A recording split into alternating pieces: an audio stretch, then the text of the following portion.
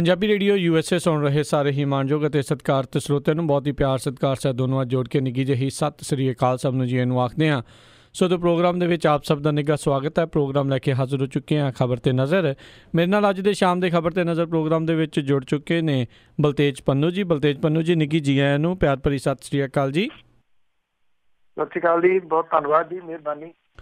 ਸਾਡੇ ਅੱਜ ਦੇ ਪ੍ਰੋਗਰਾਮ ਖਬਰ 'ਤੇ ਨਜ਼ਰ ਉਸ ਨੂੰ ਸਪਾਂਸਰ ਕਰਦੇ ਨੇ ਖਾਲਸਾ ਇੰਸ਼ੋਰੈਂਸ ਏਜੰਸੀ ਵਾਲੇ, ਜਿਨ੍ਹਾਂ ਦੇ ਕੋਲੋਂ ਤੁਸੀਂ ਹਰ ਇੱਕ ਤਰੀਕੇ ਦੀ ਇੰਸ਼ੋਰੈਂਸ ਕਰਵਾ ਸਕਦੇ ਹੋ। ਇੰਸ਼ੋਰੈਂਸ ਬਾਰੇ ਪਤਾ ਕਰਨ ਲਈ ਕਾਲ ਕਰੋ ਨੰਬਰ 408 272 2500 ਦੇ ਉੱਤੇ। ਇਸ ਦੇ ਨਾਲ ਗੁਰਦੀਪ ਸਿੰਘ ਵਿਰਦੀ ਕਲੋਵਿਸ ਤੋਂ, ਇਸ਼ਾਨਜੀਤ ਸਿੰਘ ਕਲੋਟੀ ਯੂਬਾ ਸਿਟੀ ਤੋਂ, ਸਤਨਾਮ ਸਿੰਘ ਗਿੱਲ ਸੈਲਮਾ ਤੋਂ, ਬਹਾਦਰ ਸਿੰਘ ਗਿੱਲ ਫਾਊਲਰ ਤੋਂ, ਸੁੱਚਾ ਸਿੰਘ ਫਰੈਜ਼ਨੋ ਤੋਂ, ਹਰਵਿੰਦਰ ਸਿੰਘ ਸਮਰਾ ਯੂਬਾ ਸਿਟੀ ਤੋਂ, ਜੱਸੀ ਗਿੱਲ ਪਲੰਬਿੰਗ ਵਾਲੇ ਬੇਕਰਸਫੀਲਡ ਤੋਂ ਅਤੇ ਤਲਵਿੰਦਰ ਸਿੰਘ ਪ੍ਰੀਤਮ ਸਿੰਘ ਗਿੱਲ ਬੇਕਰਸਫੀਲਡ ਤੋਂ। ਇਹਨਾਂ ਸਾਰਿਆਂ ਦਾ ਬਹੁਤ ਬਹੁਤ ਧੰਨਵਾਦ। ਜੇਕਰ ਤੁਸੀਂ ਜਾਂ ਕੋਈ ਹੋਰ ਕਾਰੋਬਾਰ ਇਸ ਪ੍ਰੋਗਰਾਮ ਨੂੰ ਸਪਾਂਸਰ ਕਰਨਾ ਚਾਹੁੰਦੇ ਹੋ, ਸੰਪਰਕ ਕਰ ਸਕਦੇ ਹੋ ਨੰਬਰ 408 722 7698 ਦੇ ਉੱਤੇ।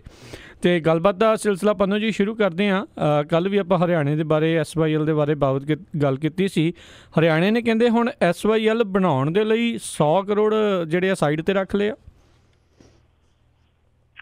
ਬਿਲਕੁਲ ਜੀ, SYL ਦੀ ਫੁੱਲ ਫਾਰਮ ਹਰਿਆਣੇ ਦੇ ਮੁੱਖ ਮੰਤਰੀ ਹੋਰਾਂ ਨੇ ਦੱਸੀ ਸੀਗੀ ਕਿ ਸੱਤਾ ਯੂ ਲੈਂਗੇ, ਪਰ ਉਹਨਾਂ ਨੇ ਇਹ ਕਿਹਾ ਸੀਗਾ ਕਿ ਇਹ ਵਿਰੋਧੀ ਧਿਰਾਂ ਜਿਹੜੀਆਂ ਜੀ ਉਹਨੂੰ SYL ਨੂੰ ਏਦਾਂ ਵਰਤਦੀਆਂ ਨੇ। ਤੇ SYL ਦਾ ਜਿੰਨ ਜਿਹੜਾ ਜੀ ਇੱਕ ਵਾਰੀ ਫੇਰ, ਕਿਉਂਕਿ ਹਰਿਆਣੇ ਦੇ ਵਿੱਚ ਜਿਹੜਾ ਜੀ ਇਸ ਵਰ੍ਹੇ ਦੇ ਅੰਤ ਤੱਕ ਚੋਣਾਂ ਡਿਊ ਹੋ ਜਾਣੀਆਂ ਨੇ, ਤੋ ਜਿਹਦੇ ਕਰਕੇ 19 ਦੇ ਵਿੱਚ ਚੋਣਾਂ ਜਿਹੜੀਆਂ ਹੋਣੀਆਂ ਨੇ, ਤੋ ਹੁਣ ਤੋਂ ਇਹ ਜਿੰਨ ਫਿਰ ਦੁਬਾਰਾ ਮੁੜ ਕੇ ਜਿਹੜਾ ਜੀ ਉਹ ਕੱਢ ਲਿਆ ਗਿਆ। ਜਿਹੜੇ ਵਿੱਤ ਮੰਤਰੀ ਨੇ ਉਹਨਾਂ ਨੇ ਸਤਲੁਜ ਯਮੁਨਾ ਲਿੰਕ ਨਹਿਰ ਦੀ ਉਸਾਰੀ ਦੇ ਵਾਸਤੇ ਬਜਟ 'ਚ 100 ਕਰੋੜ ਰੁਪਈਆ ਰੱਖਣ ਦਾ ਐਲਾਨ ਕੀਤਾ। ਇਹ ਵੀ ਕਿਹਾ ਕਿ ਨਹਿਰ ਦੀ ਉਸਾਰੀ ਵੀ 1000 ਕਰੋੜ ਰੁਪਈਏ ਦਾ ਪ੍ਰਬੰਧ ਵੀ ਕਰਨਾ ਪਿਆ, ਉਹ ਤਾਂ ਵੀ ਕਰਨਗੇ।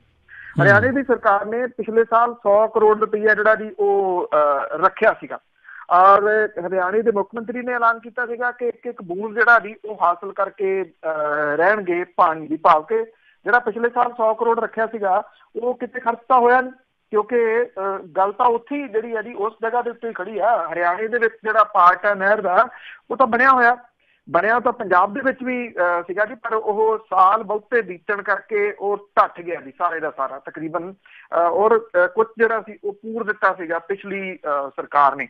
ਉਧਰ ਹਰਿਆਣੇ ਦਾ ਜਿਹੜਾ ਇਹ ਬਜਟ ਆਇਆ ਜੀ, ਇਹਦੇ ਵਿੱਚ ਇਹ ਟੈਕਸ ਰਹਿਤ ਜਿਹੜਾ ਜੀ ਉਹ ਬਜਟ ਪੇਸ਼ ਕੀਤਾ ਗਿਆ। ਇਹ 1,15,198 ਕਰੋੜ ਰੁਪਈਏ ਦਾ ਬਜਟ ਹੈ, ਔਰ ਇਹਦੇ ਤੇ ਜਿਹੜਾ ਘਾਟਾ ਪਿਛਲੇ ਸਾਲ ਦੇ ਮੁਕਾਬਲੇ ਜਿਹੜਾ ਜੀ ਉਹ 17,240 ਕਰੋੜ ਦੇ ਨਾਲੋਂ ਵੱਧ ਕੇ 19,399.34 ਕਰੋੜ ਜਿਹੜਾ ਜੀ ਹੋ ਜਾਊਗਾ। ਔਰ ਹਰਿਆਣੇ ਦੀ ਸਰਕਾਰ ਨੇ ਬਜਟ ਨੂੰ ਵਿਕਾਸ ਮੁਖੀ ਦੱਸਿਆ, ਜਦੋਂ ਕਿ ਵਿਰੋਧੀ ਧਿਰ ਜਿਹੜੀ ਹੈ ਜੀ ਉਹ ਛੱਟ ਰਹੀ ਹੈ ਸਰਕਾਰ ਨੂੰ ਕਿ ਇਹ ਨਿਕੰਮਾ ਬਜਟ ਜਿਹੜਾ ਜੀ ਉਹ ਪੇਸ਼ ਕੀਤਾ, ਔਰ ਇਹ ਵੀ ਕਹਿ ਰਹੀ ਹੈ ਕਿ ਪਿਛਲੇ 3.5 ਸਾਲਾਂ ਦੇ ਵਿੱਚ ਕਰਜ਼ਾ ਲੈ ਕੇ ਸੂਬੇ ਦੇ ਲੋਕਾਂ ਦੇ ਉੱਤੇ 90,000 ਕਰੋੜ ਰੁਪਈਏ ਦਾ ਬੋਝ ਜਿਹੜਾ ਜੀ ਉਹ ਪਾ ਦਿੱਤਾ। ਸੋ ਇਹ ਜਿਹੜਾ ਜੀ ਹਰਿਆਣੇ ਦੇ ਵਿੱਚ ਰੌਲਾ ਰੱਪਾ ਜਿਹੜਾ ਸੀਗਾ ਜੀ ਉਹ ਕਾਫੀ ਪੈਂਦਾ ਰਿਹਾ, ਔਰ BJP ਜਿਹੜੀ ਕਹਿੰਦੀ ਹੈ ਕਿ ਇਹ ਬਿਹਤਰੀਨ ਬਜਟ ਹੈ। ਹੁਣ ਵੈਸੇ ਜਿਹੜੇ ਪੰਜਾਬ ਭਾਜਪਾ ਦੇ ਪ੍ਰਧਾਨ ਨੇ ਉਹਨਾਂ ਦੇ ਨਾਲ ਕੱਲ ਕਿਰਕਰੀ ਜਿਹੜੀ ਜੀ ਇੱਥੇ ਹੁੰਦੀ ਰਹੀ ਹੁਸ਼ਿਆਰਪੁਰ ਦੇ ਵਿੱਚ, ਕਿਉਂਕਿ ਉਹ ਸਟੇਜ ਤੇ ਬੈਠੇ ਸੀ ਕਿ ਪੋਲ ਖੋਲ ਰੈਲੀ 'ਚ, ਤੇ ਸੁਖਬੀਰ ਸਿੰਘ ਬਾਦਲ ਹੋਰੀ ਜਿਹੜੇ ਜੀ ਉਹ ਬੋਲਦੇ ਰਹੇ ਉਹਦੇ ਉੱਤੇ ਵੀ ਹਰਿਆਣਾ ਨੂੰ ਜੇ ਤੁਸੀਂ ਦੇਖੋ, ਉਹ ਕਹਿੰਦੇ ਨਾ ਉੱਥੇ ਕੋਈ ਸੜਕਾਂ, ਨਾ ਉੱਥੇ ਕੋਈ ਕਿਸੇ ਕਿਸਮ ਦਾ ਢਾਂਚਾ ਆ। ਉਹ BJP ਦੀ ਸਰਕਾਰ ਨੂੰ ਜਿਹੜਾ ਜੀ ਉਹ ਭੰਡਦੇ ਰਹੇ। ਵਿਜੇ ਸੰਪਲਾ ਹੋਰੀ ਚੁੱਪ ਕਰਕੇ ਜਿਹੜਾ ਜੀ ਉਹ ਸੁਣਦੇ ਰਹੇ। ਸੁਖਬੀਰ ਬਾਦਲ ਹੋਰਾਂ ਨੇ ਇਹ ਵੀ ਕਿਹਾ ਕਿ ਉਹਨਾਂ ਨੇ ਕਿੰਨੇ ਹਵਾਈ ਅੱਡੇ, 5 ਹਵਾਈ ਅੱਡੇ ਜਿਹੜੇ ਪੰਜਾਬ 'ਚ ਬਣਾਤੇ, ਹਰਿਆਣੇ ਦੇ ਵਿੱਚ ਇੱਕ ਵੀ ਹਵਾਈ ਅੱਡਾ ਜਿਹੜਾ ਜੀ ਉਹ ਹੈ ਨੀਗਾ। ਨਾ ਵਿਜੇ ਸੰਪਲਾ ਹੋਰੀ ਕੁਝ ਬੋਲੇ, ਨਾ ਆਪਣੇ ਭਾਸ਼ਣ ਦੇ ਵਿੱਚ ਉਹਨਾਂ ਨੇ ਜਿਹੜੀ ਹਰਿਆਣੇ ਦੀ BJP ਦੀ ਸਰਕਾਰ ਹੈ ਉਹਦਾ ਕੋਈ ਬਚਾਓ ਕੀਤਾ, ਨਾ ਸੁਖਬੀਰ ਸਿੰਘ ਬਾਦਲ ਹੋਰਾਂ ਦੇ ਜਿਹੜੇ ਉਠਾਏ ਸਵਾਲ ਸੀਗੇ ਉਹਨਾਂ ਦਾ ਕੋਈ ਜਵਾਬ ਜਿਹੜਾ ਜੀ ਉਹ ਦਿੱਤਾ।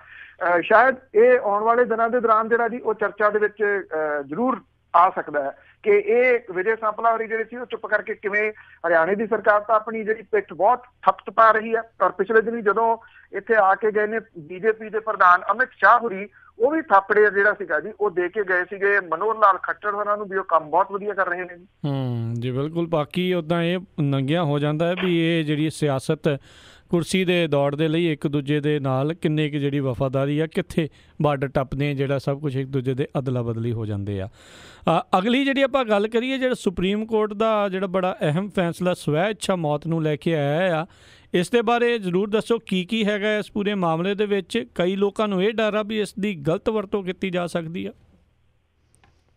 ਬਿਲਕੁਲ, ਐਕਚੁਅਲੀ ਜਿਉਂ ਇਹ ਫੈਸਲਾ ਆਇਆ ਜੀ, ਇੱਕ ਤਾਂ ਇਹਨੂੰ ਸਾਲ ਬਹੁਤ ਜਿਹੜੇ ਜੀ ਉਹ ਲੱਗ ਗਏ ਫੈਸਲਾ ਆਉਂਦੇ ਨੂੰ, ਕਿਉਂਕਿ ਦੇਖਿਆ ਜਾਵੇ ਤਾਂ ਬੜਾ ਇਹ ਇੱਕ ਸੈਂਸਿਟਿਵ ਜਿਹੜਾ ਜੀ ਮਾਮਲਾ ਹੈ ਔਰ ਇਹਦੇ ਵਿੱਚ ਕੋਈ ਕੁਤਾਹੀ ਨਾ ਹੋ ਜੇ, ਇਹਦੇ ਕਰਕੇ ਤੁਸੀਂ ਕਹ ਲਓ। ਕਿਉਂਕਿ ਜਿਹੜੀ ਸਵੈ ਇੱਛਤ ਮੌਤ ਹੈ, ਇਹਦੇ ਬਾਰੇ ਦੇ ਵਿੱਚ ਪਹਿਲਾਂ ਜੋ ਕੁਝ ਕਿਹਾ ਗਿਆ ਸੀਗਾ ਜੀ ਉਹ ਹੋਰ ਤਰ੍ਹਾਂ ਦਾ ਸੀਗਾ, ਪਰ ਜਿਹੜੇ ਬਾਅਦ ਦੇ ਵਿੱਚ ਜਦੋਂ ਇਹਦੇ ਵਿੱਚ ਇਹ ਲਿਖਿਆ ਗਿਆ ਜੀ ਜਾਂ ਦੱਸਿਆ ਗਿਆ ਕਿ ਸਵੈ ਇੱਛਤ ਜਿਹੜੀ ਮੌਤ ਆ ਉਹ ਕਿਹੜੇ ਤਰੀਕੇ ਦੇ ਨਾਲ ਜਿਹੜਾ ਜੀ ਕੋਈ ਲੈ ਸਕਦਾ ਆ, ਤਾਂ ਜਾ ਕੇ ਜਿਹੜਾ ਜੀ ਇਹਦੇ ਉੱਤੇ ਸੁਪਰੀਮ ਕੋਰਟ ਨੇ ਫੈਸਲਾ ਜਿਹੜਾ ਜੀ ਉਹ ਕੀਤਾ। ਔਰ ਜਿਹੜਾ ਇਹ ਫੈਸਲਾ ਹੈ, ਜੇ ਇਹਦੀ ਆਪਾਂ ਡਿਟੇਲ ਦੇ ਵਿੱਚ ਜਿਹੜਾ ਜੀ ਉਹ ਜਾਈਏ, ਉਹ ਵਿਅਕਤੀ ਜਿਹੜਾ ਕਿ ਵੈਂਟੀਲੇਟਰ ਸਿਸਟਮ ਦੇ ਉੱਤੇ ਹੈ, ਉਹਨੇ ਜੇ ਵਿਲ ਜਿਹੜੀ ਆ ਜੀ ਉਹ ਬਣਾਈ ਹੋਈ ਹੋਵੇ, ਇਹ ਵਿਲ ਉਦੋਂ ਨਹੀਂ ਕਿ ਜਦੋਂ ਉਹ ਬਿਮਾਰ ਹੋਇਆ, ਬਲਕਿ ਤੰਦਰੁਸਤ। ਮੰਨ ਲਓ ਕੋਈ ਵਿਅਕਤੀ ਜਿਵੇਂ ਆਪਣੀ ਵਿਲ ਜਿਹੜੀ ਆ ਜੀ ਉਹ ਕਰ ਦਿੰਦਾ ਕਿ ਆਹ ਸਮਾਨ ਜਾਂ ਆਹ ਜਿਹੜੀ ਪ੍ਰਾਪਰਟੀ ਆ ਉਹ ਕਿਹੜੇ ਉਹਦੇ ਘਰ ਦੇ ਜੀਅ ਨੂੰ ਦਿੱਤੀ ਜਾਵੇ। ਸੈਕੰਡਲੀ, ਕੁਝ ਲੋਕ ਜਿਹੜੇ ਸੁਚੇਤ ਨੇ ਉਹ ਆਪਣੇ ਅੰਗ ਦਾਨ ਕਰ ਦਿੰਦੇ ਨੇ, ਉਹਨਾਂ ਔਰਗਨ ਡੋਨੇਟ ਕਰਦੇ ਨੇ, ਅੱਖਾਂ ਡੋਨੇਟ ਕਰ ਦਿੰਦੇ ਨੇ। ਕੁਝ ਲੋਕ ਆਪਣੀ ਬੋਡੀ ਜਿਹੜੀ ਆ ਜੀ ਉਹ ਮੈਡੀਕਲ ਸਟੂਡੈਂਟਸ ਦੇ ਵਾਸਤੇ ਡੋਨੇਟ ਕਰ ਦਿੰਦੇ ਆ। ਇਹ ਉਹ ਲੋਕ ਹੁੰਦੇ ਆ ਜੀ ਜਿਨ੍ਹਾਂ ਨੇ ਆਪਣੀ ਵਿਲ ਇਸ ਕਿਸਮ ਦੀ ਬਣਾਈ ਹੋਈ ਹੁੰਦੀ ਆ, ਜਾਂ ਜਿਹੜਾ ਪਰਿਵਾਰ ਹੈ ਉਹ ਫੈਸਲਾ ਇਹੋ ਜਿਹਾ ਜਿਹੜਾ ਜੀ ਉਹ ਲੈ ਲੈਂਦਾ ਡੋਨੇਟ ਕਰਨ ਦਾ। ਪਰ ਮੋਸਟਲੀ ਜਿਹੜੀ ਬੋਡੀ ਡੋਨੇਟ ਕੀਤੀ ਜਾਂਦੀ ਆ ਉਹ ਉਹਦੀ ਵਿਲ ਦੇ ਮੁਤਾਬਕ ਹੀ ਕੀਤੀ ਜਾਂਦੀ ਆ। ਔਰਗਨ ਤਾਂ ਉਹਦੇ ਪਰਿਵਾਰ ਦੇ, ਇੱਥੇ ਮੈਂ ਭਾਰਤ ਦੀ ਗੱਲ ਕਰ ਰਿਹਾ ਜੀ, ਔਰਗਨ ਜਦੋਂ ਡੈਥ ਹੁੰਦੀ ਹੈ ਜੀ ਉਦੋਂ ਔਰਗਨ ਤਾਂ ਉਹਦੇ ਪਰਿਵਾਰ ਦੇ ਮੈਂਬਰ ਹੀ ਅਕਸਰ ਜਿਹੜਾ ਜੀ ਉਹ ਫੈਸਲਾ ਲੈਂਦੇ ਆ। ਪਰ ਜਿਹੜੀ ਇਹ ਸਵੈ ਇੱਛਤ ਮੌਤ ਹੈ, ਇਹਦੇ ਵਾਸਤੇ ਇੱਕ ਵਿਲ ਜਿਹੜੀ ਹੈ ਜੀ ਕਿਸੇ ਵੀ ਬੰਦੇ ਨੂੰ ਬਣਾਉਣੀ ਪਊਗੀ। ਉਹ ਭਾਵ ਕਿ ਆਪਣੇ ਤੰਦਰੁਸਤੀ ਦੇ ਦਿਨਾਂ ਦੇ ਦੌਰਾਨ ਇਹ ਵਿਲ ਬਣਾ ਸਕੂਗਾ, ਜਿਹਦੇ ਵਿੱਚ ਉਹਨੂੰ ਜਿਹੜਾ ਜੀ ਉਹ ਲਿਖਣਾ ਹੋਊਗਾ ਕਿ ਜੇ ਉਹ ਡੂੰਘੀ ਬੇਹੋਸ਼ੀ ਦੀ ਹਾਲਤ ਦੇ ਵਿੱਚ ਚਲੇ ਜਾਂਦਾ, ਡਾਕਟਰ ਜਿਹੜੇ ਆ ਜੀ ਇਹ ਕਹਿ ਦਿੰਦੇ ਆ ਕਿ ਹੁਣ ਇਹਦਾ ਇਲਾਜ ਨਹੀਂ ਹੋ ਸਕਦਾ, ਇਹ ਲਾ ਇਲਾਜ ਹੋ ਗਿਆ, ਇਹਦੇ ਕਿਸੇ ਦਵਾਈ ਦਾ ਇਹਦੇ ਉੱਤੇ ਕੋਈ ਅਸਰ ਜਿਹੜਾ ਨਹੀਂ ਹੋਊਗਾ, ਉਹਦੀ ਜਿਹੜੀ ਨਾ ਝੱਲਣਯੋਗ ਪੇਨ ਹੈ ਉਹਨੂੰ ਕੰਟੀਨਿਊਸ ਨਾ ਕੀਤਾ ਜਾਵੇ, ਉਹ ਇਹ ਆਪਣੀ ਵਿਲ ਦੇ ਵਿੱਚ ਲਿਖੂਗਾ ਕਿ ਉਹਦਾ ਵੈਂਟੀਲੇਟਰ ਸਿਸਟਮ ਜਿਹੜਾ ਜੀ ਉਦੋਂ ਰਿਮੂਵ ਕਰ ਦਿੱਤਾ ਜਾਵੇ, ਪਾਸੇ ਕਰ ਦਿੱਤਾ ਜਾਵੇ, ਉਹਨੂੰ ਮਰਨ ਦਿੱਤਾ ਜਾਵੇ ਜਦੋਂ ਇਹ ਹੋ ਜਾਵੇ ਕਿ ਇਹ ਹੁਣ ਜੀ ਨਹੀਂ ਸਕੂਗਾ ਤੇ ਇਹਦੀ ਬਿਮਾਰੀ ਦਾ ਕੋਈ ਇਲਾਜ ਨਹੀਂਗਾ। ਇਹ ਫੈਸਲਾ ਜਿਹੜਾ ਵਿਅਕਤੀ ਵੈਂਟੀਲੇਟਰ ਸਿਸਟਮ ਦੇ ਉੱਤੇ ਹੈ ਪਿਆ ਹੋਇਆ ਹਸਪੀਟਲ ਦੇ ਵਿੱਚ, ਉਹਦੇ ਪਰਿਵਾਰ ਵਾਲੇ ਨਹੀਂ ਲੈ ਸਕਦੇ। ਉਹ ਨਹੀਂ ਇਹ ਕਹਿ ਸਕਦੇ ਕਿ ਅਸੀਂ ਚਾਹੁੰਦੇ ਹਾਂ ਕਿ ਇਹਨੂੰ ਹੁਣ ਜਿਹੜਾ ਜੀ ਉਹ ਜਾਨ ਦਿੱਤਾ ਜਾਵੇ। ਵੈਸੇ ਅਕਸਰ ਇਹ ਹੋ ਜਾਂਦਾ ਹੈ ਜੀ ਕਈ ਥਾਵਾਂ ਦੇ ਉੱਤੇ, ਜਿਹੜਾ ਜੀ ਉਹ ਪਰਿਵਾਰ ਦੇ ਮੈਂਬਰ ਜਿਹੜੇ ਆ ਉਹ ਡਾਕਟਰਾਂ ਦੀ ਸਲਾਹ ਦੇ ਨਾਲ, ਜਾਂ ਕਈ ਵਾਰੀ ਇਹ ਵੀ ਹੈ ਜੀ ਕੁਝ ਮਜਬੂਰੀ ਵਸ ਮਹਿੰਗੇ ਇਲਾਜ ਜਿਹੜੇ ਜੀ ਉਦੋਂ ਵੀ ਇਹ ਕੁਝ ਹੋ ਜਾਂਦਾ, ਇਹ ਉਹਦੇ ਵਿੱਚ ਸ਼ਾਮਲ ਨਹੀਂਗਾ। ਇਹਦੇ ਵਾਸਤੇ ਜਿਹੜੀ ਵਿਲ ਹੈ ਉਹ ਪਹਿਲਾਂ ਬਣਾਉਣੀ ਪਊਗੀ। ਇਸ ਕਰਕੇ ਜਿਹੜੀ ਇੱਕ ਬਹਿਸ ਛਿੜਪੀ ਹੈ ਨਾ ਜੀ ਨਾਲ ਦੀ ਨਾਲ, ਕਿ ਕਿਤੇ ਉਹ ਨਾ ਹੋਵੇ ਕਿ ਜਿਹੜੇ ਬਜ਼ੁਰਗ ਨੇ ਉਹਨਾਂ ਦੇ ਉੱਤੇ ਇਹ ਭਾਰੀ ਪੈ ਜਾਵੇ ਕੱਲ ਨੂੰ, ਕਿ ਕੋਈ ਵੀ ਜਿਹੜਾ ਜੀ ਕਹੇ ਕਿ ਸਵੈ ਇੱਛਤ ਮੌਤ ਜਿਹੜੀ ਏਦਾਂ ਨਹੀਂ ਜਿਹੜਾ ਜੀ ਉਹ ਹੋ ਸਕੂਗਾ। ਇਸ ਕਰਕੇ ਇਹ ਬੜੀ ਜਿਹੜਾ ਜੀ ਕੁਝ ਟੈਕਨੀਕਲ ਪੁਆਇੰਟ ਨੇ ਔਰ ਬੜੇ ਇਹਦੇ ਉੱਤੇ ਵਿਚਾਰ ਕਰਕੇ ਸੁਪਰੀਮ ਕੋਰਟ ਨੇ ਜਿਹੜਾ ਜੀ ਇਹ ਫੈਸਲਾ ਦਿੱਤਾ। ਐਡਾ ਸੌਖਾ ਨਹੀਂ ਹੋਊਗਾ ਕਿ ਕੋਈ ਵੀ ਵਿਅਕਤੀ ਦੇ ਪਰਿਵਾਰ ਵਾਲੇ ਇਹ ਕਹਿਣ ਕਿ ਇਹਨੂੰ ਸਵੈ ਇੱਛਤ ਮੌਤ ਦੇ ਦਿਓ ਤੇ ਉਹ ਪੋਸੀਬਲ ਹੋ ਜੂਗੀ। ਜੀ ਜੀ। ਅਗਲੀ ਜਿਹੜੀ ਗੱਲ ਕਰੀਏ, ਪੰਜਾਬ ਦੇ ਵਿੱਚ ਫੁੱਟਬਾਲ ਦੀ ਹੋ ਸਕਦੀ ਹੈ ਵਾਪਸੀ? ਬਿਲਕੁਲ ਜੀ।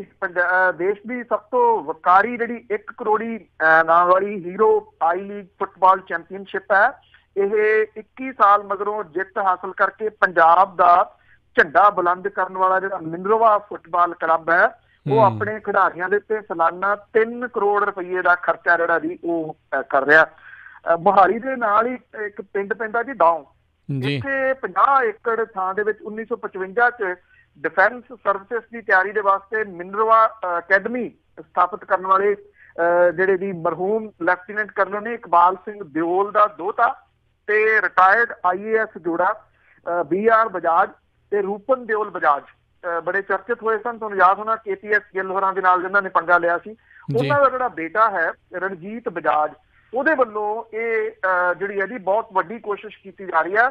ਰਣਜੀਤ ਬਜਾਜ ਨੇ 2005 ਦੇ ਵਿੱਚ ਮਿਨਰਵਾ ਪੰਜਾਬ ਫੁੱਟਬਾਲ ਕਲੱਬ ਸ਼ੁਰੂ ਕੀਤਾ ਸੀ, ਔਰ ਇਸ ਵੇਲੇ ਤੁਸੀਂ ਹੈਰਾਨ ਹੋਵੋਗੇ ਪੰਜਾਬ ਦੇ ਵਿੱਚ ਇਸ ਪਿੰਡ ਦੇ ਵਿੱਚ 160 ਦੇ ਕਰੀਬ ਖਿਡਾਰੀ ਜਿਹੜੇ ਆ ਜੀ ਉਹ ਫੁੱਟਬਾਲ ਦੀ ਸਿਖਲਾਈ ਲੈ ਰਹੇ ਆ, ਔਰ ਇਹਦੇ ਵਿੱਚ ਅਫਰੀਕੀ ਦੇਸ਼ਾਂ ਦੇ 6 ਫੁੱਟਬਾਲ ਖਿਡਾਰੀ ਵੀ ਸ਼ਾਮਲ ਹੈ। ਅਮਰੀਕਨ ਅਫਰੀਕੀ ਮੂਲ ਦਾ ਜਿਹੜਾ ਫਰਾਂਸੀਸੀ ਨਾਗਰਿਕ ਹੈ ਜੀ ਕਾਸਿਮ ਮਿਨਰਵਾ ਕਲੱਬ ਦੀ ਇਨਾਮ ਜੇਤੂ ਟੀਮ ਦਾ ਕੈਪਟਨ ਹੈ। ਕਲੱਬ ਦੇ ਜਿਹੜੇ ਜੂਨੀਅਰ ਟੀਮਾਂ ਦੇ ਕੋਚ ਨੇ ਉਹ ਦੱਸਦੇ ਨੇ ਕਿ ਹੀਰੋ ਆਈ ਲੀਗ ਜਿੱਤਣ ਵਾਲੀ ਟੀਮ ਦੇ ਵਿੱਚ 6 ਖਿਡਾਰੀ ਜਿਹੜੇ ਆ ਜੀ ਉਹ ਪੰਜਾਬ ਦੇ ਆ, ਜਿਹਦੇ ਵਿੱਚ ਸੁਖਦੇਵ ਸਿੰਘ ਮਾਲਪੁਰ ਦਾ, ਕਮਲਪ੍ਰੀਤ ਸਿੰਘ ਲੁਧਿਆਣੇ ਦਾ, ਆਕਾਸ਼ਦੀਪ ਅਮਨਦੀਪ ਸਿੰਘ ਜਲੰਧਰ ਦੇ, ਗਗਨਦੀਪ ਬਾਲੀ ਚੰਡੀਗੜ੍ਹ ਦਾ ਤੇ ਰਣਦੀਪ ਸਿੰਘ ਜਿਹੜਾ ਜੀ ਇਹ ਸ਼ਾਮਲ ਨੇ। ਜਿਹੜਾ ਇਹ ਕਲੱਬ ਹੈ ਜੀ ਇਹਦੇ ਵਿੱਚ 160 ਖਿਡਾਰੀਆਂ ਚੋਂ 50 ਖਿਡਾਰੀ ਮਣੀਪੁਰ ਦੇ, 20 ਖਿਡਾਰੀ ਮਹਾਰਾਸ਼ਟਰ ਤੇ ਕੇਰਲਾ ਦੇ, ਤੇ ਬਾਕੀ ਖਿਡਾਰੀ ਜਿਹੜੇ ਆ ਜੀ ਉਹ ਪੰਜਾਬ ਤੋਂ ਨੇ। ਔਰ ਪਿਛਲੇ ਸਾਲ ਅੰਡਰ 17 ਦੇ ਵਿਸ਼ਵ ਕੱਪ ਦੇ ਦਿੱਲੀ 'ਚ ਹੋਏ ਮੁਕਾਬਲਿਆਂ ਦੇ ਵਿੱਚ ਭਾਰਤੀ ਟੀਮ ਦੇ ਵਿੱਚ ਖੇਡਣ ਵਾਲੇ ਜਿਹੜੇ ਇਹ 4 ਖਿਡਾਰੀ ਸੀਗੇ, ਮੁਹੰਮਦ ਜਹਾਂ, ਜੈਕਸਨ, ਕਾਮ ਥੰਬਾ ਤੇ ਅਨਵਰ ਅਲੀ, ਇਸੇ ਕਲੱਬ ਦੇ ਨਾਲ ਜਿਹੜਾ ਜੀ ਉਹ ਸੰਬੰਧਿਤ ਸੀਗੇ। ਇਹ ਕਿਹਾ ਜਾ ਰਿਹਾ ਜੀ ਕਿ ਇਹ ਲੀਗ ਜਿਹੜੀ ਹੈ ਜੀ ਇੱਥੇ ਸ਼ੁਰੂ ਹੋ ਸਕਦੀ ਹੈ ਪੰਜਾਬ ਦੇ ਵਿੱਚ, ਔਰ ਜੇ ਸ਼ੁਰੂ ਹੁੰਦੀ ਹੈ ਤਾਂ ਇੱਕ ਜਿਹੜੀ ਖੇਡ ਜਿਹੜੀ ਜ਼ੋਰਦਾਰ ਖੇਡ ਹੈ, ਜ਼ੋਰ ਲਾ ਕੇ ਜਿਹੜੀ ਜੀ ਉਹ ਖੇਡਣ ਵਾਲੀ, ਜਿਵੇਂ ਕਹਿੰਦੇ ਨੇ ਕਿ ਲੱਤਾਂ ਦੇ ਦਮ ਤੇ ਖੇਡੀ ਜਾਂਦੀ ਆ, ਉਹ ਵਾਪਸ ਆ ਸਕਦੀ ਆ ਪੰਜਾਬ ਦੇ ਵਿੱਚ। ਔਰ ਇਹ ਵੀ ਕਿਹਾ ਜਾ ਰਿਹਾ ਜੀ ਕਿ ਮੁੱਖ ਮੰਤਰੀ ਜਿਹੜੇ ਨੇ ਉਹ ਇਹ ਟਰਾਫੀ ਜਿਹੜੀ ਸਟਾਰਟ ਹੋਣ ਜਾ ਰਹੀ ਹੈ ਇਹਦੀ ਸ਼ੁਰੂਆਤ ਕਰ ਸਕਦੇ ਆ। ਸੋ ਕਿਤੇ ਕਿਤੇ ਤਾਵੀਂ ਕੋਈ ਖਬਰ ਜਿਹੜੀ ਹੈ ਜੀ ਉਹ ਇਸ ਤਰ੍ਹਾਂ ਦੀ ਆਉਂਦੀ ਆ ਕਿ ਇਸ ਪਾਸੇ ਵੱਲ ਨੂੰ ਵੀ ਪੰਜਾਬ ਜਿਹੜਾ ਜੀ ਉਹ ਤੁਰ ਸਕਦਾ ਹੈ। ਵੈਸੇ ਕਮੀ ਨਹੀਂ ਹੈਗੀ ਟੈਲੈਂਟ ਦੀ ਜਿਹੜੀ, ਪਰ ਇਹਦਾ ਹੈ ਕਿ ਉਹਨਾਂ ਨੂੰ ਜਿਹੜੇ ਇਹਨਾਂ ਦੀ ਮੌਕੇ ਨਹੀਂ ਪ੍ਰੋਵਾਈਡ ਕੀਤੇ ਜਾਂਦੇ। ਜੀ ਬਿਲਕੁਲ ਜੀ, ਇਨਫਰਾਸਟ੍ਰਕਚਰ ਦੀ ਘਾਟ ਤੇ ਮੌਕਿਆਂ ਦੀ ਘਾਟ ਹੀ ਲੈ ਪੈਂਦੀ ਆ। ਅਗਲੀ ਗੱਲ ਕਰਦੇ ਹਾਂ 6ਵੀਂ ਵਿਸ਼ਵ ਪੰਜਾਬੀ ਕਾਨਫਰੰਸ ਸ਼ੁਰੂ ਹੋਣ ਵਾਲੀ, ਤੇ ਕਹਿੰਦੇ ਪੰਜਾਬੀ ਬੋਲੀ ਦੇ ਨਾਲ ਜੁੜੇ ਹੋਏ ਕਈ ਜਿਹੜੇ ਆ ਜਿਹੜੇ ਹੈ ਉਹਨਾਂ ਨੂੰ ਸੱਦਿਆ ਹੀ ਨਹੀਂ ਗਿਆ। ਬਿਲਕੁਲ ਜੀ, ਇਹ ਪੰਜਾਬ ਯੂਨੀਵਰਸਿਟੀ ਦੇ ਲਾਅ ਆਡੀਟੋਰੀਅਮ ਦੇ ਵਿੱਚ ਜਿਹੜੀ ਹੈ ਜੀ ਉਹ ਸ਼ੁਰੂ ਹੋਣ ਜਾ ਰਹੀ ਆ ਅੱਜ ਤੋਂ, ਔਰ ਇਹਦੇ ਵਿੱਚ ਜਿਹੜੇ ਜੀ ਪੰਜਾਬ ਦੇ ਜਿਹੜੇ ਨਾਮਵਰ ਲੇਖਕ ਨੇ ਉਹਨਾਂ ਨੂੰ ਜਿਹੜਾ ਜੀ ਉਹ ਸੱਦਾ ਪੱਤਰ ਨਹੀਂ ਦਿੱਤਾ ਗਿਆ। ਖਾਸ ਤੌਰ ਦੇ ਉੱਤੇ ਜਿਹੜੀਆਂ ਜਥੇਬੰਦੀਆਂ ਜਿਹੜੀਆਂ ਕੰਮ ਕਰਦੀਆਂ ਨੇ ਉਹਨਾਂ ਦੇ ਵਾਸਤੇ, ਔਰ ਕੁਛ ਜਿਹੜਾ ਜੀ ਕਿੰਤੂ ਪਰੰਤੂ ਉੱਠਿਆ ਜਿਹੜੇ ਇੱਥੇ ਸਨਮਾਨ ਕੀਤੇ ਜਾਣੇ ਨੇ ਉਹਨਾਂ ਦੇ ਨਾਵਾਂ ਦੇ ਉੱਤੇ ਵੀ ਜੀ। ਐਕਚੁਅਲੀ ਇਹਦੇ ਵਿੱਚ ਕੁਛ ਬਾਹਰੋਂ ਵੀ ਜਿਹੜੇ ਜੀ ਉਹ ਸ਼ਾਮਲ ਕੀਤੇ ਗਏ ਆ। ਕਹਾਣੀ ਇਹ ਆ ਜੀ ਵੀ ਕਿਸੇ ਨੇ ਕਿਹਾ ਸੀ ਨਾ ਵੀ ਜਥੇਦਾਰ ਕੌਣ ਹੁੰਦਾ, ਕਹਿੰਦਾ ਵੀ ਤੂੰ ਮੈਨੂੰ ਕਹਿ ਲਿਆ ਕਰ ਮੈਂ ਤੈਨੂੰ, ਦੋਵੇਂ ਜਥੇਦਾਰ। ਜਦੋਂ ਇੱਥੋਂ ਵਾਲੇ ਬਾਹਰ ਜਾਂਦੇ ਨੇ ਉੱਥੇ ਮਾਨ ਸਨਮਾਨ ਉਹਨਾਂ ਦਾ ਜਿਹੜਾ ਜੀ ਇਹ ਕਰ ਦਿੰਦੇ ਆ। ਫਿਰ ਮੋੜਵਾਂ ਜਿਹੜਾ ਜੀ ਵੈਸੇ ਨਾਰਥ ਅਮਰੀਕਨ ਕਲਚਰ ਵੀ ਆ ਵੀ ਕਿਸੇ ਦੇ ਵੀਕਐਂਡ ਤੇ ਘਰੇ ਚੱਲ ਜਾਓ ਤੇ ਅਗਲੇ ਹਫ਼ਤੇ ਉਹਨੂੰ ਸੱਦਣਾ ਪੈਂਦਾ, ਜਾਂ ਕੋਈ ਆ ਗਿਆ ਤੇ ਫਿਰ ਉਹ ਜਾਂਦਾ ਜਾਂਦਾ ਸੱਦਾ ਦਿੰਦਾ ਵੀ ਅਗਲੇ ਹਫ਼ਤੇ ਵੀ ਸਾਡੇ ਵੱਲ। ਇਹ ਵੀ ਉਸੇ ਤਰੀਕੇ ਦਾ ਹੈ। ਜਦੋਂ ਇਹ ਜਾਂਦੇ ਨੇ ਵਿਦੇਸ਼ਾਂ ਦੇ ਵਿੱਚ ਤੇ ਉੱਥੇ ਜਿੰਨੀ ਚੜ੍ਹਾਈ ਕਰਾਈ ਜਾਂਦੀ ਹੈ ਫਿਰ ਉਹ ਚੜ੍ਹਾਈ ਜਿਹੜੀ ਇੱਥੇ ਆਇਆਂ ਦੀ ਵੀ ਜਿਹੜੀ ਹੈ ਜੀ ਉਹ ਹੁੰਦੀ ਆ। ਇਹਦੇ ਉੱਤੇ ਵੀ ਕੁਛ ਕਿੰਤੂ ਪਰੰਤੂ ਜਿਹੜਾ ਜੀ ਉਹ ਉੱਠ ਰਿਹਾ। ਇਹ ਕਿਹਾ ਗਿਆ ਜੀ ਕਿ ਵੱਖ-ਵੱਖ ਮੁਲਕਾਂ ਤੋਂ ਇੱਥੇ ਡੈਲੀਗੇਟ ਜਿਹੜੇ ਜੀ ਉਹ ਆ ਗਏ ਹੋਏ ਨੇ, ਜਿਹਦੇ ਚ Canada, America, Britain, German, France, Italy ਜਿਹੜੇ ਉਹ ਸ਼ਾਮਲ ਨੇ। ਜੇ ਤੁਹਾਡੇ ਅਮਰੀਕਾ ਦੇ ਵਿੱਚ ਕੋਈ ਕਿਸੇ ਕਿਸਮ ਦੇ ਸੱਦੇ ਪੱਤਰ ਜਿਹੜੇ ਆ ਜੀ ਆਮ ਲੋਕਾਂ ਨੂੰ ਪਹੁੰਚੇ ਹੋਣ ਤੇ ਤੁਸੀਂ ਉਹ ਜਾਣਕਾਰੀ ਜ਼ਰੂਰ ਦੇ ਦੇਣਾ ਜੀ। ਜਿਹੜੀ ਵਿਸ਼ਵ ਪੰਜਾਬੀ ਕਾਨਫਰੰਸ ਹੈ ਇਹਦੇ ਵਾਸਤੇ ਇੱਥੋਂ ਦੀਆਂ ਜਿਹੜੀਆਂ ਜਥੇਬੰਦੀਆਂ ਨੇ ਉਹ ਭਾਵੇਂ ਕੇਂਦਰੀ ਪੰਜਾਬੀ ਲੇਖਕ ਸਭਾ, ਕੇਂਦਰੀ ਪੰਜਾਬੀ ਲੇਖਕ ਸਭਾ ਸੇਖੋਂ, ਪੰਜਾਬ ਸਾਹਿਤਕ ਅਕਾਦਮੀ ਲੁਧਿਆਣਾ ਤੋਂ ਇਲਾਵਾ ਕਿਸੇ ਹੋਰ ਸੰਸਥਾ ਨੂੰ ਸੱਦਾ ਜਿਹੜਾ ਜੀ ਉਹ ਨਹੀਂ ਦਿੱਤਾ ਗਿਆ। ਜਿਹੜੇ ਕੇਂਦਰੀ ਪੰਜਾਬੀ ਲੇਖਕ ਸਭਾ ਸੇਖੋਂ ਦੇ ਪ੍ਰਧਾਨ ਨੇ ਉਹ ਕਹਿੰਦੇ ਨੇ ਕਿ ਉਹਨਾਂ ਦੀ ਸਭਾ ਨੂੰ ਕੋਈ ਸੱਦਾ ਪੱਤਰ ਨਹੀਂ ਦਿੱਤਾ ਗਿਆ, ਨਾ ਉਹ ਇਸ ਕਾਨਫਰੰਸ ਦੇ ਵਿੱਚ ਜਿਹੜਾ ਜੀ ਉਹ ਸ਼ਾਮਲ ਹੋ ਰਹੇ ਨੇ। ਕੇਂਦਰੀ ਪੰਜਾਬੀ ਲੇਖਕ ਸਭਾ ਦੇ ਜਿਹੜੇ ਪ੍ਰਧਾਨ ਨੇ ਤੇ ਪੰਜਾਬੀ ਸਾਹਿਤਕ ਅਕਾਦਮੀ ਲੁਧਿਆਣਾ ਦੇ ਪ੍ਰਧਾਨ ਨੇ, ਉਹਨਾਂ ਨੇ ਕਿਹਾ ਕਿ ਸੰਸਥਾਵਾਂ ਨੂੰ ਕਾਨਫਰੰਸ ਦਾ ਹਿੱਸੇਦਾਰ ਨਹੀਂ ਬਣਾਇਆ ਗਿਆ। ਉਹਨਾਂ ਨੇ ਕਿਹਾ ਕਿ ਉਹ ਨਿੱਜੀ ਤੌਰ ਦੇ ਉੱਤੇ ਤਾਂ ਚੰਡੀਗੜ੍ਹ ਤੋਂ ਜਿਹੜੀ ਕਾਨਫਰੰਸ ਆ ਉਹਦੇ ਵਿੱਚ ਸ਼ਾਮਲ ਹੋਣਗੇ, ਪਰ ਸੰਸਥਾ ਦੇ ਵੱਲੋਂ ਨਹੀਂ ਸ਼ਾਮਲ ਹੋਣਗੇ, ਕਿਉਂਕਿ ਸੰਸਥਾ ਨੂੰ ਸੱਦਾ ਪੱਤਰ ਹੀ ਜਿਹੜਾ ਜੀ ਉਹ ਨਹੀਂ ਦਿੱਤਾ ਗਿਆ। ਵਰਲਡ ਪੰਜਾਬੀ ਕਾਨਫਰੰਸ ਦੇ ਜਿਹੜੇ ਸਕੱਤਰ ਨੇ ਉਹ ਕਹਿੰਦੇ ਨੇ ਕਿ ਕੇਂਦਰੀ ਪੰਜਾਬੀ ਲੇਖਕ ਸਭਾ ਤੇ ਪੰਜਾਬ ਸਾਹਿਤ ਅਕਾਦਮੀ ਲੁਧਿਆਣਾ ਦੇ ਪ੍ਰਧਾਨ ਨੂੰ ਕਿਹਾ ਸੀਗਾ ਕਿ ਉਹ ਆਪਣੀਆਂ ਸਭਾਵਾਂ ਨੂੰ ਬੁਲਾਉਣ, ਕਿਉਂਕਿ ਉਹ ਸਾਰਿਆਂ ਨਾਲ ਮੇਲ ਨਹੀਂ ਕਰ ਸਕਦੇ। ਉਹ ਕਹਿੰਦੇ ਕਿ ਉਹ ਵੱਖਰੀ ਗੱਲ ਹੈ ਕਿ ਜੇ ਰਹਿ ਗਿਆ ਹੋਵੇ ਤਾਂ ਰਹਿ ਗਿਆ ਹੋਵੇ, ਐਕਚੁਅਲੀ ਜਿਹੜਾ ਜੀ ਕਹਿ ਦੇਣਾ ਤੇ ਉਹਨੂੰ ਸੱਦਾ ਪੱਤਰ ਦੇਣਾ, ਕਿਉਂਕਿ ਇਹਦੇ ਵਿੱਚ ਇੱਕ ਸਰਕਾਰੀ ਜਿਹੜਾ ਜੀ ਉਹ ਨਾਮ ਜੁੜਿਆ ਹੋਇਆ, ਸਰਕਾਰੀ ਮਤਲਬ ਕਿ ਸਰਕਾਰ ਦੀ ਤਰਫੋਂ ਆ ਜੀ ਇਹ, ਇਸ ਕਰਕੇ ਆਫੀਸ਼ੀਅਲੀ ਜਿਹੜਾ ਸੱਦਾ ਪੱਤਰ ਆ ਜੀ ਉਹ ਤਾਂ ਹੁੰਦਾ ਲਿਖਤੀ ਰੂਪ ਦੇ ਵਿੱਚ। ਇਹ ਸੰਸਥਾਵਾਂ ਵਾਲੇ ਕਹਿੰਦੇ ਆ ਕਿ ਜੇ ਕਿਸੇ ਨੇ ਮੂੰਹ ਜ਼ਬਾਨੀ ਸੱਦਾ ਪੱਤਰ ਦਿੱਤਾ ਤਾਂ ਉਹਨੂੰ ਸੱਦਾ ਪੱਤਰ ਨਹੀਂ ਗਿਣਿਆ ਜਾ ਸਕਦਾ, ਇਹ ਲਿਖਤੀ ਰੂਪ ਦੇ ਵਿੱਚ ਹੋਣਾ ਚਾਹੀਦਾ ਸੀਗਾ। ਉਂਝ ਵੈਸੇ ਜਿਹੜੇ ਇਹਦੇ ਪੰਜਾਬ ਕਲਾ ਪ੍ਰੀਸ਼ਦ ਦੇ ਚੇਅਰਮੈਨ ਨੇ ਡਾਕਟਰ ਸੁਰਜੀਤ ਪਾਤਰ ਹੁਰੀ ਨੇ, ਔਰ ਇਸ ਕਰਕੇ ਜੇ ਉੱਥੋਂ ਇਹੋ ਜਿਹੀ ਗਲਤੀ ਜਿਹੜੀ ਹੈ ਉਹ ਹੋਈ ਆ ਤੇ ਇਹਦੇ ਉੱਤੇ ਕਿੰਤੂ ਪਰੰਤੂ ਤਾਂ ਉੱਠਣਗੇ। ਬਿਲਕੁਲ ਬਿਲਕੁਲ। ਅਗਲੀ ਜਿਹੜੀ ਆਪਾਂ ਗੱਲ ਕਰਦੇ ਹਾਂ, ਸਵਰਨ ਸਲਾਰੀਆ ਨੇ ਕੀਤਾ ਮਨਪ੍ਰੀਤ ਬਾਦਲ ਤੇ ਸਿੱਧੂ ਹੁਣਾਂ ਖਿਲਾਫ ਮਾਨਹਾਨੀ ਦਾ ਕੇਸ। ਇੱਕ ਤਾਂ ਜੀ ਜਿਹੜੀ ਤੁਸੀਂ ਕਹਿ ਲਓ ਕਿ ਗੁਰਦਾਸਪੁਰ ਦੀ ਜਿਹੜੀ ਜ਼ਿਮਨੀ ਚੋਣ ਹੋਈ ਸੀਗੀ, ਉਹਦੀ ਰੜਕ ਜਿਹੜੀ ਹੈ ਜੀ ਉਹ ਕੰਟੀਨਿਊਸ ਕਿਸੇ ਨਾ ਕਿਸੇ ਰੂਪ ਦੇ ਵਿੱਚ ਸਾਹਮਣੇ ਆਉਣੀ ਜਾਰੀ ਹੈ।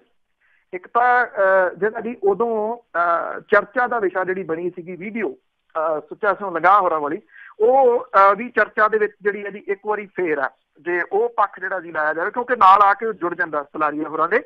ਉਸ ਮਾਮਲੇ ਦੇ ਵਿੱਚ ਵੀ ਇੱਕ ਨਵਾਂ ਮੋੜ ਜਿਹੜਾ ਜੀ ਉਹ ਆਇਆ ਕਿ ਜਿਹੜੀ ਔਰਤ ਸੀਗੀ ਜਿਹਨੇ ਜਦੋਂ ਮਾਮਲਾ ਦਰਜ ਕਰਾਇਆ, ਉਹਦੇ ਵਿੱਚ ਉਹਨੇ ਕਿਹਾ ਸੀਗਾ ਕਿ ਉਹਦਾ ਪਲਾਟ ਜਿਹੜਾ ਜੀ ਉਹ ਵੇਚ ਦਿੱਤਾ ਗਿਆ ਸੀ ਤੇ ਉਹਨੂੰ ਪੈਸੇ ਨਹੀਂ ਦਿੱਤੇ ਗਏ ਸੀਗੇ।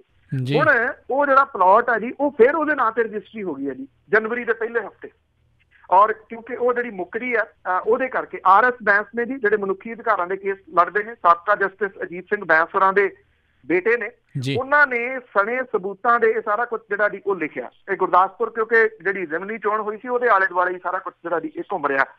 ਸੈਕਿੰਡ, ਭਾਰਤੀ ਜਨਤਾ ਪਾਰਟੀ ਦੇ ਜਿਹੜੇ ਉਮੀਦਵਾਰ ਸੀਗੇ, ਵਿਨੋਦ ਖੰਨਾ ਦੀ ਮੌਤ ਤੋਂ ਬਾਅਦ ਜਿਹੜੀ ਸੀਟ ਖਾਲੀ ਹੋਈ ਤੇ ਸਵਰਨ ਸਲਾਰੀਆ ਹੋਰੀ ਇਹ ਟਿਕਟ ਲਾਏ ਸੀ। ਹਾਲਾਂਕਿ ਵਿਨੋਦ ਖੰਨਾ ਦੀ ਪਤਨੀ ਜਿਹੜੀ ਸੀ ਉਹ ਵੀ ਭਾਲ ਰਹੀ ਸੀ ਟਿਕਟ, ਉਹਨੂੰ ਨਹੀਂ ਸੀ ਮਿਲੀ। ਸਵਰਨ ਸਲਾਰੀਆ ਹੋਰਾਂ ਨੇ ਜਿਹੜਾ ਜੀ ਥੋੜੇ ਦੋ ਮਿਨਿਸਟਰ ਨੇ ਜਿਹੜੇ ਪੰਜਾਬ ਸਰਕਾਰ ਦੇ ਵਿੱਚ, ਸਥਾਨਕ ਸਰਕਾਰਾਂ ਦੇ ਮੰਤਰੀ ਨਵਜੋਤ ਸਿੰਘ ਸਿੱਧੂ ਤੇ ਵਿੱਤ ਮੰਤਰੀ ਮਨਪ੍ਰੀਤ ਸਿੰਘ ਬਾਦਲ ਹੋਰਾਂ ਦੇ ਖਿਲਾਫ ਮਾਣਹਾਨੀ ਦਾ ਕੇਸ ਜਿਹੜਾ ਜੀ ਉਹ ਦਾਇਰ ਕੀਤਾ।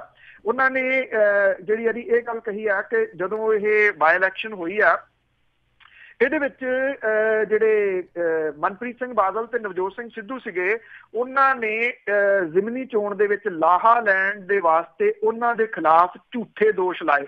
ਇਹਦੇ ਲਈ ਉਹਨਾਂ ਨੇ ਦੋਵਾਂ ਦੇ ਖਿਲਾਫ 100 ਕਰੋੜ ਰੁਪਏ ਦੀ ਮਾਣਹਾਨੀ ਦਾ ਨੋਟਿਸ ਜਿਹੜਾ ਜੀ ਉਹ ਦਿੱਤਾ।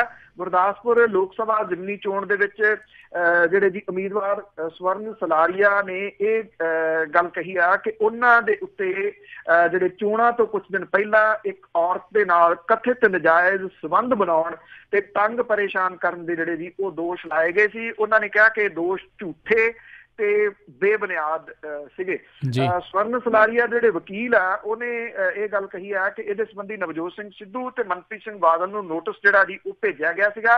ਉਹਨਾਂ ਕਿਹਾ ਕਿ ਮਨਪ੍ਰੀਤ ਸਿੰਘ ਬਾਦਲ ਨੇ ਤਾਂ ਨੋਟਿਸ ਦਾ ਜਵਾਬ ਤੱਕ ਨਹੀਂ ਦਿੱਤਾ। ਦੂਜੇ ਪਾਸੇ ਉਹਨਾਂ ਨੇ ਕਿਹਾ ਕਿ ਨਵਜੋਤ ਸਿੰਘ ਸਿੱਧੂ ਨੇ ਕੁਝ ਦਸਤਾਵੇਜ਼ ਜਿਹੜੇ ਮੰਗੇ ਸੀ ਜਿਹੜੇ ਉਹਨਾਂ ਨੂੰ ਦੇ ਦਿੱਤੇ ਗਏ, ਔਰ ਉਸ ਤੋਂ ਬਾਅਦ ਉਹਨਾਂ ਨੇ ਵੀ ਕੋਈ ਜਵਾਬ ਜਿਹੜਾ ਜੀ ਉਹ ਨਹੀਂ ਦਿੱਤਾ।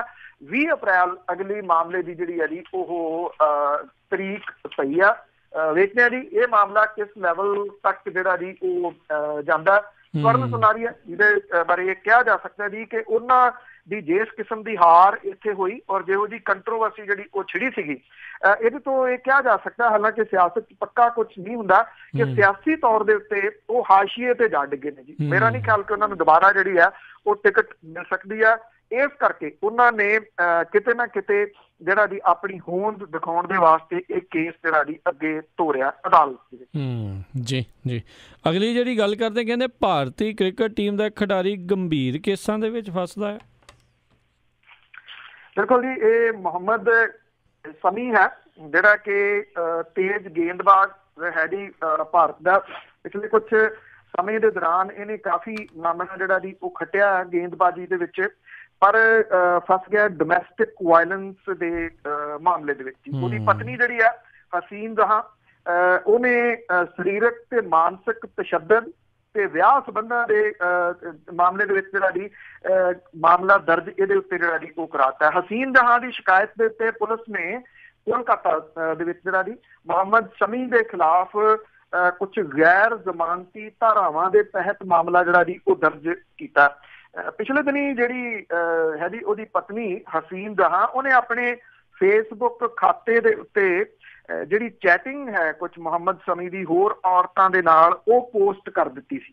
ਇਹ ਗੱਲ ਜਿਹੜੀ ਜੀ ਉਹਨੇ ਕਹੀ ਸੀ ਕਿ ਉਹਨੂੰ ਮਾਨਸਿਕ ਤੌਰ ਦੇ ਉੱਤੇ ਪਰੇਸ਼ਾਨ ਕੀਤਾ ਜਾ ਰਿਹਾ। ਉਹਨੇ ਇਹ ਕਿਹਾ ਸੀਗਾ ਕਿ ਮੁਹੰਮਦ ਸਮੀ ਦੇ ਹੋਰ ਔਰਤਾਂ ਦੇ ਨਾਲ ਸੰਬੰਧ ਨੇ। ਮੁਹੰਮਦ ਸਮੀ ਨੇ ਜਿਹੜੀ ਜੀ ਇਹ ਗੱਲ ਕਹੀ ਸੀ ਕਿ ਉਹ ਆਪਣੀ ਪਤਨੀ ਦੇ ਨਾਲ ਗੱਲ ਕਰੂਗਾ, ਇੱਕ ਬੱਚਾ ਵੀ ਹੈ ਇਹਨਾਂ ਦੋਨਾਂ ਦਾ, ਪਰ ਇਹ ਕਿਹਾ ਜਾ ਰਿਹਾ ਜੀ ਉਹ ਕੁਝ ਸਮੇਂ ਤੋਂ ਵੱਖਰੇ ਸ਼ਾਇਦ ਜਿਹੜਾ ਜੀ ਉਹ ਰਹਿ ਰਹੇ ਨੇ।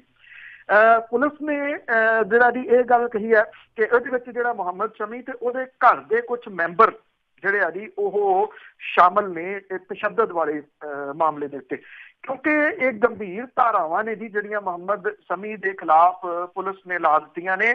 ਇਹਦੇ ਵਿੱਚ 498A ਜਿਹੜੀ ਜੀ ਸ਼ਾਮਲ ਹੈ, ਦਾਜ ਦਹੇਜ ਵਾਲਾ ਜਿਹੜਾ ਜੀ ਉਹ ਮਾਮਲਾ ਸ਼ਾਮਲ ਕੀਤਾ ਗਿਆ। ਇਹਦੇ ਵਿੱਚ 307 ਜਿਹੜੀ ਹੈ ਜੀ ਉਹ ਲਾਈ ਗਈ ਹੈ, ਇਰਾਦਾ ਕਤਲ ਗੰਭੀਰ ਇਹ ਹੈ, ਔਰ 328 ਤੇ 376 ਜਿਹੜੀਆਂ ਦੀ ਇਹ ਧਾਰਾਵਾਂ ਲਾਈਆਂ ਗਈਆਂ ਨੇ। ਮੁਹੰਮਦ ਸ਼ਮੀ ਤੇ ਉਹਦੇ ਪਰਿਵਾਰ ਦੇ ਮੈਂਬਰਾਂ ਦੀ ਅਰੈਸਟ ਜਿਹੜੀ ਹੈ ਜੀ ਉਹ ਲਗਭਗ ਤੈਅ ਆ, ਬਸ਼ਰਤੇ ਕਿ ਉਹ ਹਾਈ ਕੋਰਟ ਜਾਂ ਸੁਪਰੀਮ ਕੋਰਟ ਜਿਹੜੀ ਹੈ ਜੀ ਜੇ ਉਹ ਅਪਰੋਚ ਕਰਨ ਤਾਂ, ਕਿਉਂਕਿ ਪਹਿਲਾਂ ਤਾਂ ਫੇਸਬੁੱਕ ਤੱਕ ਇਹ ਜਿਹੜਾ ਜੀ ਸੀਮਤ ਸੀਗਾ। ਇਹ ਨਹੀਂ ਸੀ ਪਤਾ ਕਿ ਇੰਨਾ ਗੰਭੀਰ ਵੀ ਜਿਹੜਾ ਜੀ ਇਹ ਮਾਮਲਾ ਰੂਪ ਧਾਰਨ ਕਰ ਸਕਦਾ ਹੈ। ਜੀ ਜੀ ਜੀ ਅਗਲੀ ਜਿਹੜੀ ਗੱਲ ਕਰਦੇ ਆ, ਅਫਸਰਾਂ ਨੇ ਮੁੱਖ ਮੰਤਰੀ ਨੂੰ ਕਿਹਾ ਵੀ ਢਾਂਚਾ ਬਦਲੋ, ਜੇ ਰੇਤ ਮਾਫੀ ਵਾਲੇ ਜਾਂ ਉਹ ਸਾਰੀ ਚੀਜ਼ ਦੇ ਵਿੱਚ ਫਰਕ ਦੇਖਣਾ ਚਾਹੁੰਦੇ ਹੋ ਤਾਂ। ਬਿਲਕੁਲ ਜੀ, ਐਕਚੁਅਲੀ ਜਿਹੜਾ 15 ਜ਼ਿਲ੍ਹਿਆਂ ਦੇ ਡਿਪਟੀ ਕਮਿਸ਼ਨਰ ਤੇ SSPs ਦੇ ਨਾਲ ਚੀਫ ਮਿਨਿਸਟਰ ਜਿਹੜੇ ਨੇ ਜੀ ਕੈਪਟਨ ਅਮਰਿੰਦਰ ਸਿੰਘ ਹੋਰਾਂ ਦੀ ਮੀਟਿੰਗ ਦੇ ਵਿੱਚ ਅਫਸਰਾਂ ਨੇ ਨਜਾਇਜ਼ ਤੌਰ ਦੇ ਉੱਤੇ ਹੋ ਰਹੀ ਜਿਹੜੀ ਮਾਈਨਿੰਗ ਆ ਇਹਨੂੰ ਰੋਕਣ ਦੇ ਵਾਸਤੇ ਕਈ ਸੁਝਾਅ ਵੀ ਦਿੱਤੇ ਔਰ ਖਾਮੀਆਂ ਜਿਹੜੀਆਂ ਜੀ ਖਾਸ ਤੌਰ ਦੇ ਉੱਤੇ ਗਣਾਈਆਂ। ਉਹਨਾਂ ਨੇ ਇਹ ਗੱਲ ਜਿਹੜੀ ਜੀ ਕਹੀ ਕਿ ਇੱਕ ਤਾਂ ਜਿਹੜੀਆਂ ਖੱਡਾਂ ਨੇ ਉਹਨਾਂ ਦੇ ਰਕਬੇ ਦੀ ਸਹੀ ਨਿਸ਼ਾਨਦੇਹੀ ਤੇ ਟਿੱਪਰਾਂ ਦੇ ਉੱਤੇ GPRS ਜਿਹੜਾ ਜੀ ਉਹ ਲਾਇਆ ਜਾਵੇ, ਜਿਹਦੇ ਨਾਲ ਜਿਹੜੀਆਂ ਖੱਡਾਂ ਅਲਾਟ ਕਰਨ ਦਾ ਸੁਝਾਅ ਜਿਹੜਾ ਉਹ ਦਿੱਤਾ ਗਿਆ, ਬਲਕਿ ਇਹ ਕਿਹਾ ਗਿਆ ਕਿ ਪੂਰੇ ਦਾ ਪੂਰਾ ਸਿਸਟਮ ਬਦਲਿਆ ਜਾਵੇ। ਜਿਹੜੇ ਆਫੀਸਰ ਸੀਗੇ ਉਹਨਾਂ ਨੇ ਇਹ ਗੱਲ ਕਹੀ ਕਿ ਜਿਹੜੀ ਪਿਛਲੀ ਸਰਕਾਰ ਸੀਗੀ ਉਹ ਰੇਤ ਦੇ ਮਾਮਲੇ ਦੇ ਵਿੱਚ ਉਹਨੇ ਜਾਣਬੁੱਝ ਕੇ ਕਮੀਆਂ ਛੱਡੀਆਂ ਹੋਈਆਂ ਸੀਗੀਆਂ। ਉਹਨਾਂ ਨੇ ਕਿਹਾ ਕਿ ਮੌਜੂਦਾ ਸਰਕਾਰ ਨੇ ਉਹਨਾਂ ਕਮੀਆਂ ਨੂੰ ਦੂਰ ਕਰਨ ਦਾ ਯਤਨ ਨਹੀਂ ਕੀਤਾ, ਜਿਹਦੇ ਕਰਕੇ ਗੈਰ ਕਾਨੂੰਨੀ ਤਰੀਕੇ ਦੇ ਨਾਲ ਰੇਤਾ ਤੇ ਮਿੱਟੀ ਪੁੱਟਣ ਦਾ ਜਿਹੜਾ ਬਿਜ਼ਨਸ ਹੈ ਇਹ ਆਊਟ ਆਫ ਕੰਟਰੋਲ ਹੋ ਗਿਆ। ਇਹ ਕਿਹਾ ਗਿਆ ਜੀ ਕਿ ਪੰਜਾਬ ਦੇ ਵਿੱਚ ਜਿਹੜੀਆਂ ਖੱਡਾਂ ਨੇ ਉਹਦੇ ਠੇਕੇਦਾਰ ਜਿਹੜੇ ਨੇ ਉਹ ਗਰੁੱਪ ਦੇ ਵਿੱਚ ਪੈਸੇ ਪੂਲ ਕਰਕੇ ਜਿਹੜੇ ਮੁਲਾਜ਼ਮ ਨੇ ਤੇ ਰਿਸ਼ਤੇਦਾਰਾਂ ਦੇ ਨਾਂ ਦੇ ਉੱਤੇ ਖੱਡਾਂ ਜਿਹੜੀਆਂ ਉਹ ਲੈ ਲੈਂਦੇ ਆ। ਜੇ ਘਾਟਾ ਨਜ਼ਰ ਆਉਂਦਾ ਤੇ ਵਿੱਚੇ ਜਿਹੜਾ ਜੀ ਉਹ ਛੱਡ ਕੇ ਚਲੇ ਜਾਂਦੇ ਆ ਜੀ। ਔਰ 10 ਕਮੀਆਂ ਜਿਹੜੀਆਂ ਜੀ ਉਹ ਲਿਖਤੀ ਰੂਪ ਦੇ ਵਿੱਚ ਦਿੱਤੀਆਂ ਗਈਆਂ ਔਰ ਜੇ ਮਾਈਨਿੰਗ ਪਾਲਿਸੀ ਜਿਹੜੀ ਆ ਜੀ ਉਹਨੂੰ ਬਦਲਣਾ ਆ ਤੇ ਇਹ 10 ਚੀਜ਼ਾਂ ਜਿਹੜੀਆਂ ਜੀ ਇਹਨਾਂ ਨੂੰ ਲਾਗੂ ਕਰਾਇਆ ਜਾਵੇ। ਇੱਕ ਤਾਂ ਇਹ ਕਿਹਾ ਗਿਆ ਜੀ ਕਿ ਜਿਹੜੀਆਂ ਖੱਡਾਂ ਨੇ ਉਹ ਠੇਕੇਦਾਰ ਬੇਨਾਮੀ ਲੈਂਦੇ ਨੇ। ਇਹ ਕਿਹਾ ਗਿਆ ਜੀ ਕਿ ਜਿਹੜਾ ਕਮਾਈ ਦਾ ਸਿਰਫ ਜਿਹੜਾ ਚਾਰਟਰਡ ਅਕਾਊਂਟੈਂਟ ਹੈ ਉਹਦਾ ਸਰਟੀਫਿਕੇਟ ਹਾਸਲ ਕਰ ਲਿਆ ਜਾਂਦਾ। ਇਹਨੂੰ ਵੇਖਣ ਤੋਂ ਬਾਅਦ ਜਿਹੜੀ ਆਪਸ਼ਨ ਹੁੰਦੀ ਆ ਉਹਦੇ ਵਿੱਚ ਹਿੱਸਾ ਲੈਣਾ ਤੇ ਪੇਸ਼ਗੀ ਰਕਮ ਜਿਹੜੀ ਆ ਜੀ ਉਹ ਇੱਕ ਸਰਟੀਫਿਕੇਟ ਦੇ ਨਾਲ ਹੀ ਜਿਹੜੀ ਆ ਉਹ ਦੇ ਦਿੱਤੀ ਜਾਂਦੀ ਹੈ। ਉਹਨਾਂ ਕਿਹਾ ਕਿ ਇਹ ਅਨਫ ਨਹੀਂ ਗਾ ਕਿ ਇੱਕ CA ਦਾ ਜਿਹੜਾ ਜੀ ਸਰਟੀਫਿਕੇਟ ਲਾ ਦਿੱਤਾ ਜਾਵੇ ਔਰ ਹਰ ਖੱਡ ਦੀ ਜਿਹੜੀ ਬਿੱਡ ਦੇਣ ਵਾਲੇ ਠੇਕੇਦਾਰ ਨੇ ਜਿਹੜੇ ਉਹ ਜਿਹੜੀ ਵੱਧ ਤੋਂ ਵੱਧ ਜਿਹੜੀ ਬੋਲੀ ਲਾਉਂਦੇ ਆ। ਉਹਨਾਂ ਨੇ ਕਿਹਾ ਕਿ ਇੱਕ ਦੂਜੇ ਤੋਂ ਅੱਗੇ ਹੋ ਕੇ, ਜਿਵੇਂ ਇੱਕ ਖੱਡ ਦਾ ਉਹਨਾਂ ਨੇ ਹਵਾਲਾ ਦਿੱਤਾ ਕਿ ਜਲੰਧਰ ਦੇ ਵਿੱਚ 5 ਢੇਰਾ ਖੱਡ ਜਿਹੜੀ ਹੈ 18 ਕਰੋੜ ਦੇ ਵਿੱਚ ਦਿੱਤੀ ਗਈ ਔਰ ਉਹਨਾਂ ਨੇ ਕਿਹਾ ਕਿ ਇਹ ਰੇਤ ਦਾ ਮੁੱਲ ਜਿਹੜਾ 2 ਲੱਖ ਰੁਪਏ ਪ੍ਰਤੀ ਟਿੱਪਰ ਜਿਹੜਾ ਜੀ ਬਣ ਰਿਹਾ। ਉਹਨਾਂ ਨੇ ਕਿਹਾ ਕਿ ਫਿਰ ਕਰਦੇ ਕੀ ਆ ਠੇਕੇਦਾਰ, ਇਹ ਨਜਾਇਜ਼ ਤੌਰ ਦੇ ਉੱਤੇ ਪੁੱਟ ਪਟਈਆ ਜਿਹੜਾ ਜੀ ਉਹ ਸ਼ੁਰੂ ਕਰ ਦਿੰਦੇ ਆ, ਕਿਉਂਕਿ ਜਿੰਨੇ ਪੈਸੇ ਦਿੱਤੇ ਹੁੰਦੇ ਆ ਉਹਨੇ ਪੂਰੇ ਹੋ ਹੀ ਨਹੀਂ ਸਕਦੇ ਜੀ। ਉਹਨਾਂ ਨੇ ਕਿਹਾ ਕਿ ਇਹਦੇ ਵਿੱਚ ਵੱਡੇ ਰੂਪ ਦੇ ਵਿੱਚ ਟੈਕਸ ਚੋਰੀ ਹੁੰਦੀ ਆ, ਕਿਸਾਨਾਂ ਨੂੰ ਬਹੁਤ ਘੱਟ ਪੈਸਾ ਜਿਹੜਾ ਜੀ ਉਹ ਮਿਲਦਾ, ਜਿਹੜੇ ਪ੍ਰਤੀ ਟਨ ਸਿਰਫ 60 ਰੁਪਏ ਜਿਹੜੇ ਆ ਜੀ ਉਹ ਮਿਲਦੇ ਆ।